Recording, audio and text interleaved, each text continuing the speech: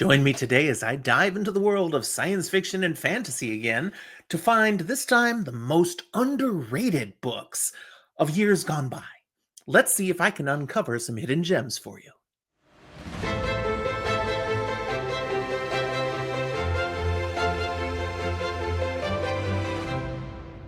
Welcome to Fantasy for the Ages, the show where a father and son talk about fantasy, science fiction, horror, and other nerdy things that we enjoy. I'm Jim, the father of this channel, and I'm glad to have you with me today as I'm digging into books of the past. This is a new series, diving back through the decades and looking at the data to discern the top 3 underrated books of fantasy and science fiction for each year. If any of you have read all these books, I'll be shocked. Heck, if any of you have heard of all these books, that's pretty freaking incredible. But the thing is, these are books that probably should be known, that you should go check out because they have true value despite never getting the credit they deserved. But don't just take my opinion for this. I dug into the data again, creating a formula to identify the top 3 most underrated books of each year in science fiction and fantasy. That might seem subjective, but no, I got a formula. It's simple. Okay, it's not simple. It's really nerdy. But basically, I calculated values for books based on their high ratings, critical praise, and recognized thematic depth, and then divided that value by another calculation that was created by sales, amount of award recognition, and actual review counts on Goodreads, StoryGraph, and Amazon. Yeah, really geeky, but it gave me a fantastic way to generate these lists. And I've loved discovering a bunch of hidden gems that now I get to share with you. As I'm unfamiliar with many of these books, most of these books, by the very nature of them being underrated, I'm sticking to the 3 most underrated per this formula.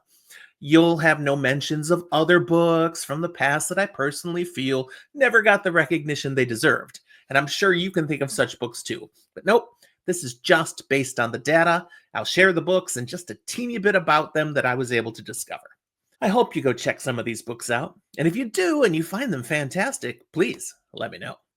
But here we go, diving in. Today, just the 1960s, and we, of course, start with the first year. 1960 has 3 books that have strong literary or thematic value, critical appreciation, and high reader ratings, like I said, but relatively low mainstream visibility, very modest sales, few awards, or limited contemporary recognition. The 3rd most underrated was Titus Alone by Mervyn Peake, a fantasy book of a surrealist style. It's book 3 of the Gormenghast series. This 3rd book in the Gormenghast series takes a drastic tonal and structural shift, blending fantasy with surreal proto-science fiction. Often dismissed or misunderstood at publication due to its departure from the Gothic style of the earlier volumes, it's now reevaluated as a daring, genre-defying work that people just weren't ready for. Ratings from devoted fans are high, but sales and recognition far below its literary merit. Number 2 is Rogue Moon by Algis Budrys. Science fiction, psychological thriller, a standalone novel. This is a dark, cerebral examination of identity, death, and psychological resilience. It was nominated for a Hugo, but sales and recognition lagged behind contemporaries like Heinlein. Today, it's praised for being ahead of its time in character psychology and philosophical scope, something more appreciated in modern sci-fi. And number 1 for 1960 is The High Crusade by Powell Anderson. Science fiction of an alternate history style, it is a standalone novel. It's a brilliantly satirical and historically savvy novel that imagines 14th century knights hijacking an alien spaceship.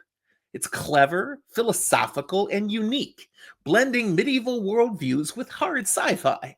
Critics have praised its originality, but it never earned major awards or mainstream visibility, is often overshadowed by Anderson's other works. I mean, we certainly know this author, Tau Zero, The Broken Sword. All right, that's a great start to this series. Let's move to 1961. Each selection here exhibits literary merit, deep themes, lasting critical respect, but lacked major awards, strong sales, or widespread popularity at the time of publication, or even today.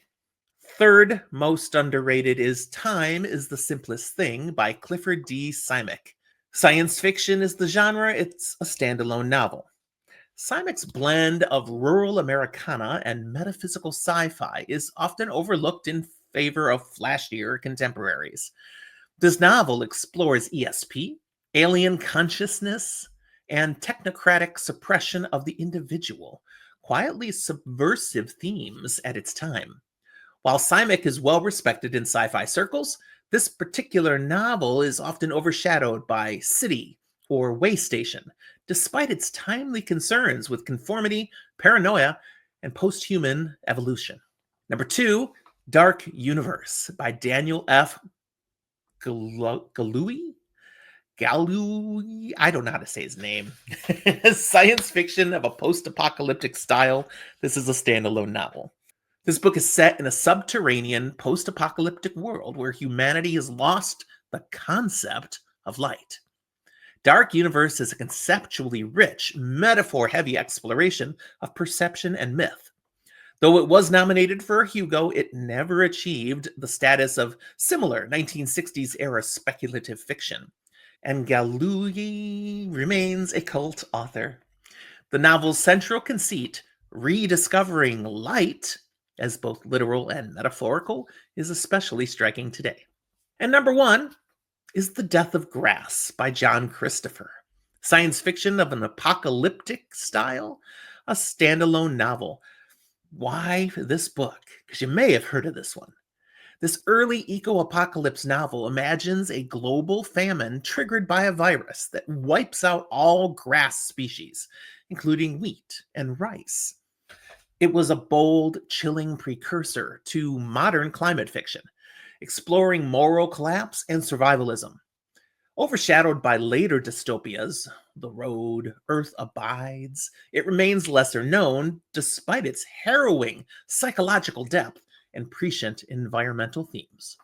Moving on to 1962, I've got some books that offer literary or conceptual strength and strong critical support again, but they've flown under the radar relative to their quality, especially when compared to more popular works in the same era, like A Wrinkle in Time or The Man in the High Castle, both from 1962.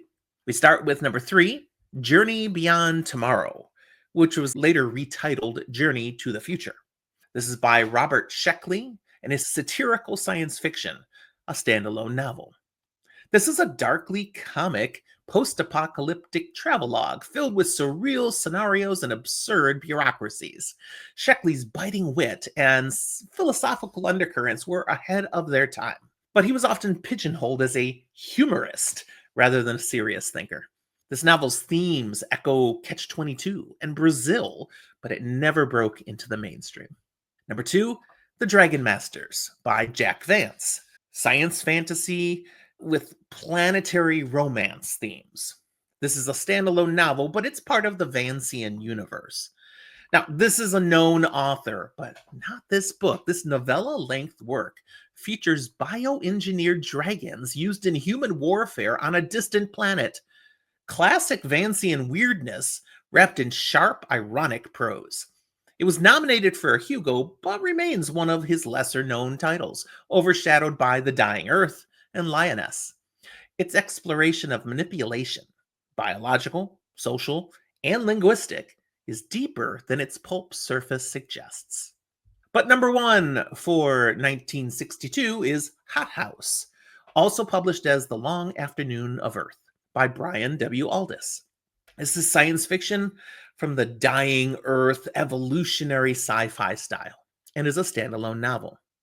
This is a vividly imagined far future Earth where mutated plants rule and humanity has regressed. While it won the Hugo Award for Best Short Fiction for its serialized form, The novel itself has since faded from the mainstream sci-fi conversation, despite being one of Aldis's most ambitious and most inventive works. Praised for surreal imagery and speculative biological concepts, you might want to try to find it and check it out. 1963 is a year remembered for Way Station by Clifford D. Simek, the Hugo winner, and Cat's Cradle by Kurt Vonnegut, eventually recognized as a classic. But several lesser known works showcased extraordinary vision and literary quality, but never reached a wide audience or received the acclaim they deserved. Here's the top three. Number three is The Drowned World, specifically the US edition by J.G. Ballard. This is science fiction, focusing on climate fiction. It's also a bit of psychological sci-fi. It's a standalone novel, but it is part of Ballard's climate quartet of books.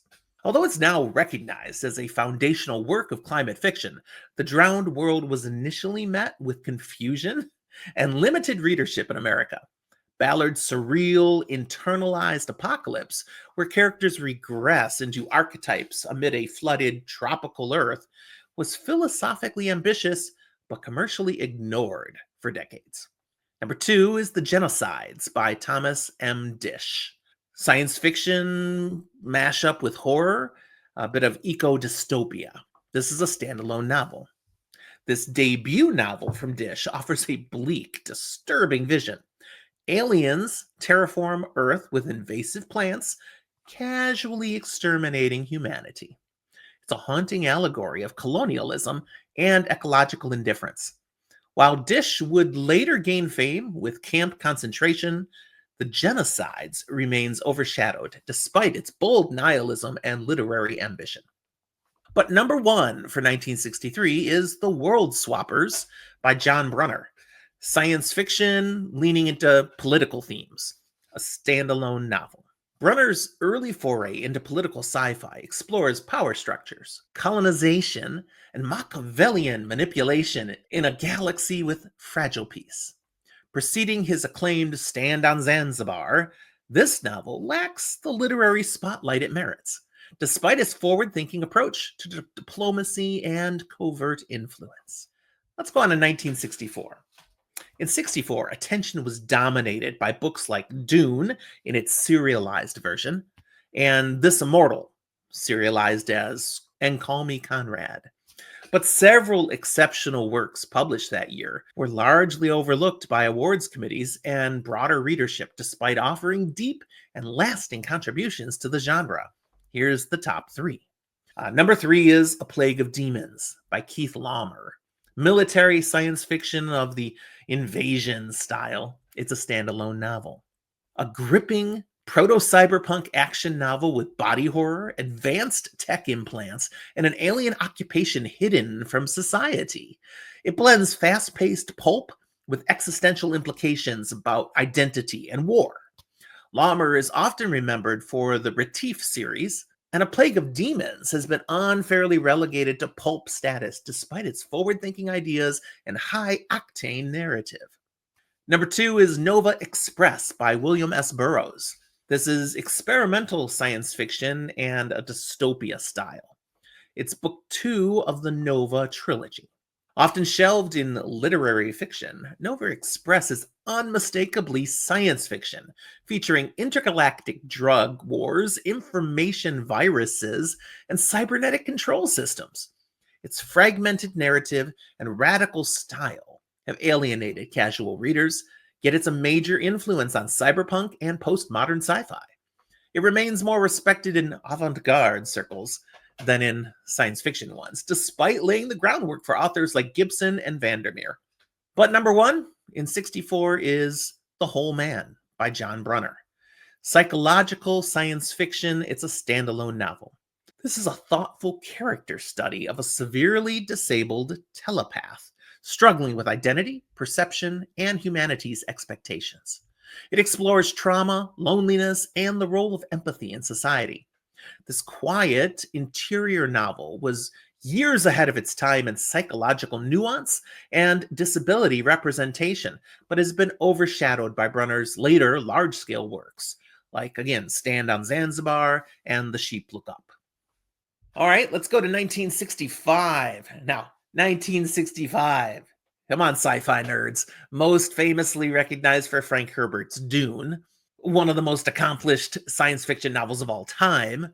But there were other worthy titles from that year that were eclipsed in terms of sales, acclaim, and long-term recognition, despite offering standout concepts, themes, and narrative quality. Third most underrated here is The Three Stigmata of Palmer Eldritch, the paperback edition. This was by Philip K. Dick. Philip K. Dick, people. It was first published in 1964 in hardcover, but its major publication was in 1965 in the mass market paperback version. This is psychological science fiction with dystopian themes, and it's a standalone novel. Now considered one of Philip K. Dick's most metaphysically intense novels, Palmer Eldritch was largely ignored on release and received no major awards. It blends drug-fueled alternate realities, godlike alien possession, and deep theological ambiguity. Though increasingly appreciated, it still doesn't receive the mainstream literary status of his other major novels. Number 2 is The Squares of the City by John Brunner. Man, this guy, how did he not get a complex? Political allegorical science fiction, a standalone book. This is an ambitious political thriller structured around an actual Grandmaster level chess match. Casablanca versus Alakini, 1927. This novel explores urban manipulation, propaganda, and crowd control in a fictional Latin American city. Its formal structure is fascinating, but it was considered too cerebral and abstract for many readers. Despite Brunner's literary skill, it remains one of his least known works. But number 1 is a book that appeared on my list of the best books of the 60s, but it's still the most underrated book from the 60s, and that's Dr. Blood Money, or How We Got Along After the Bomb by Philip K. Dick. He hits 2 this year. This is a post-apocalyptic science fiction novel and is a standalone tale.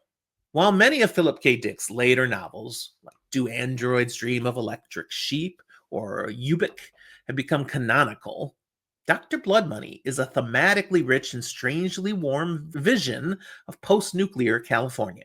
Blending absurdist tone, mutated survivors, telepathy, and political satire, the novel is surprisingly optimistic for Dick, and often overlooked in favor of his more paranoid or surreal works. Turning to 1966, we've got a landmark year in science fiction, with works like Babel 17 by Samuel R. Delany and The Moon is a Harsh Mistress by Robert A. Heinlein winning major awards. However, several other important books were released that year and have since remained underappreciated despite having outstanding quality and influence. Number 3 on this list is The Last Castle by Jack Vance.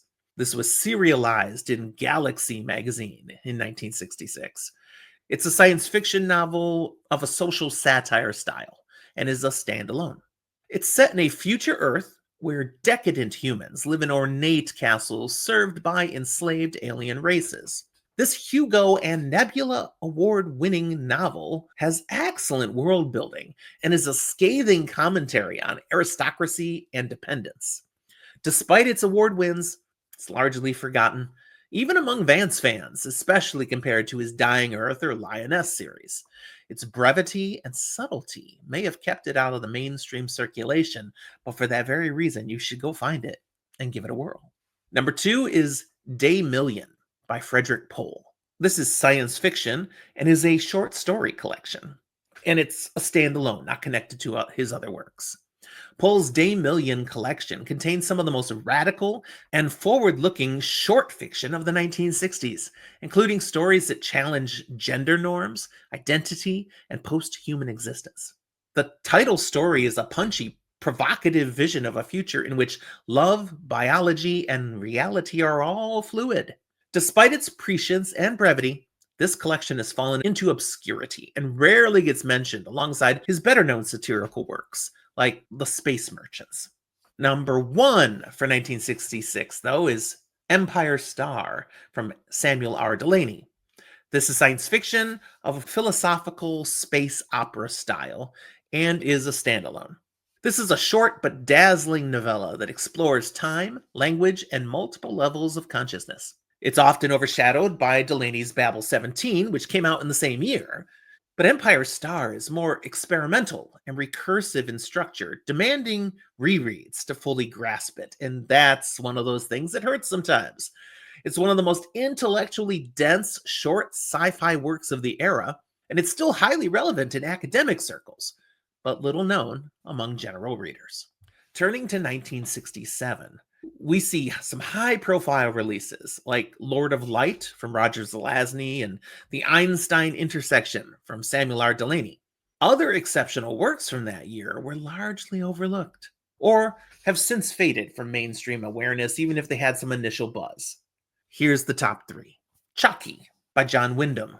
Science fiction of a first contact in psychological style. This is a standalone novel. Wyndham's last published novel follows a boy who begins speaking to an invisible friend that may be an alien intelligence. It's subtle, suspenseful, and thematically rich, exploring perception, education, and xenophobia. While The Day of the Triffids and The Midwich Cuckoos remain popular, Chucky is often overlooked, despite being one of the most intellectually provocative of his works. Number 2 was The Butterfly Kid by Chester Anderson. Again, science fiction, this time leaning into psychedelic and satirical themes. This is book 1 of the Greenwich Village trilogy. And we've got a mind-bending romp through counterculture New York in which people begin manifesting LSD-fueled hallucinations as physical reality. Written with wit and invention, it's a quintessential piece of psychedelic science fiction. It was nominated for a Hugo, but is rarely reprinted or discussed today, despite being a standout expression of 1960s speculative surrealism. Number 1 for 1967 is Picnic on Paradise by Joanna Russ. This is sci-fi, a philosophical adventure, and recognizes feminist sci-fi. It's part of the Alex Stories series. This is the first novel-length story featuring Alex, one of the earliest feminist action heroines in sci-fi. It subverts adventure tropes by placing a tough, time-displaced ancient world mercenary into a futuristic mission filled with civilians who can't survive without her. Russ explores morality, war, and autonomy with razor-sharp insight, decades before similar themes become mainstream. It's a critical darling, but has remained underread. 1968.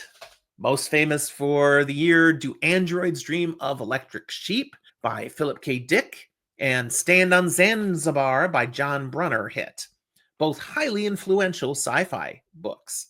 Yet several other 1968 titles delivered remarkable contributions to science fiction and fantasy, but remain underappreciated relative to their quality and legacy. So we start with number 3, The Reefs of Earth. This is science fiction of the alien perspective version and is a standalone novel. An oddball, satirical novel about alien children stranded on Earth who decide to act like typical Earth kids, which includes a lot of murder and manipulation. This black comedy flips first contact tropes with gleeful malice and anticipates later outsider looking in stories with a biting twist. Its unorthodox tone and morally ambiguous characters likely limit its appeal, but it holds up surprisingly well as speculative satire. Number 2 in 1968 is The Final Program by Michael Moorcock. Science fiction of the new wave style and psychedelic spy-fi. This is book 1 of the Jerry Cornelius Quartet. Moorcock's Jerry Cornelius series, you're like, what series? It exploded traditional narrative form. This debut installment is a surreal, self-aware, genre-bending melange of espionage, apocalypse, and counterculture. Although later volumes gained some notoriety, this first book never earned mainstream respect, despite being a landmark of the British New Wave. It's weird, stylish, and daring. But number 1 for 1968 is Past Master by R.A. Lafferty.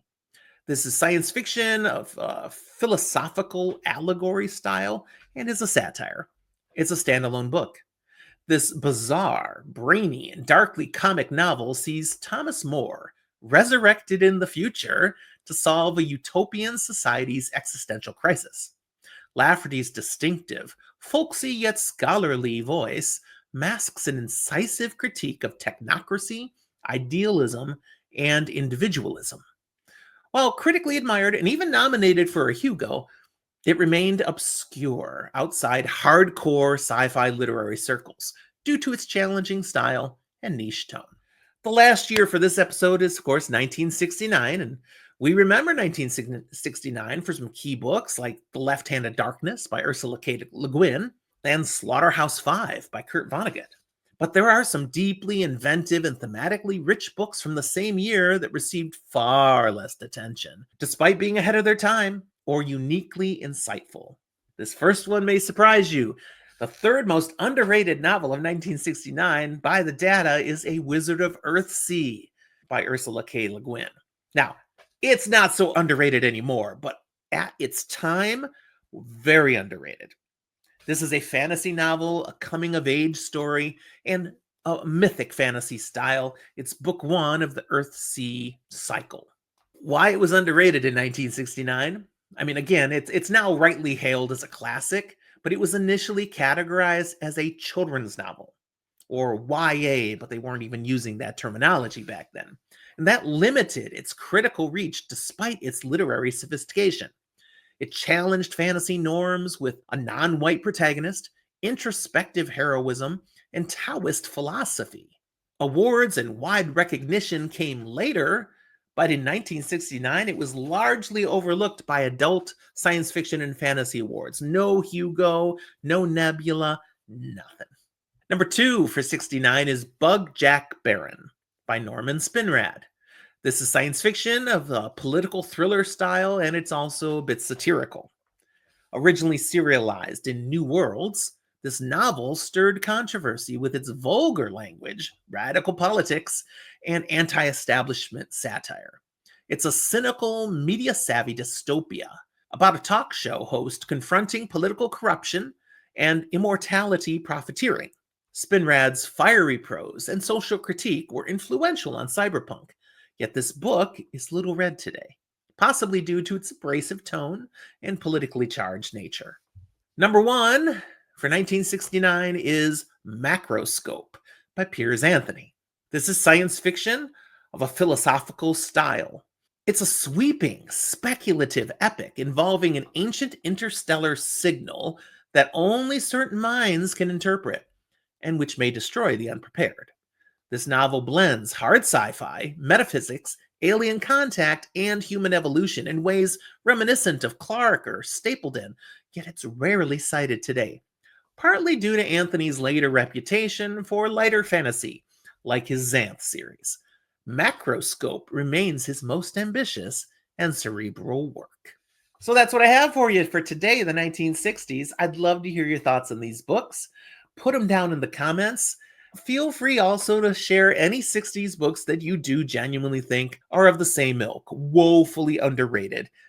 I never mind at all giving a little more love to books that others might enjoy. Also, in the show notes, look for the other ways you can interact with Zach and I. All of our links are there. Watch for the upcoming 1970s edition, and I'll keep moving through the decades. I hope you'll stick around with us. Thanks for watching. We'll talk to you next time.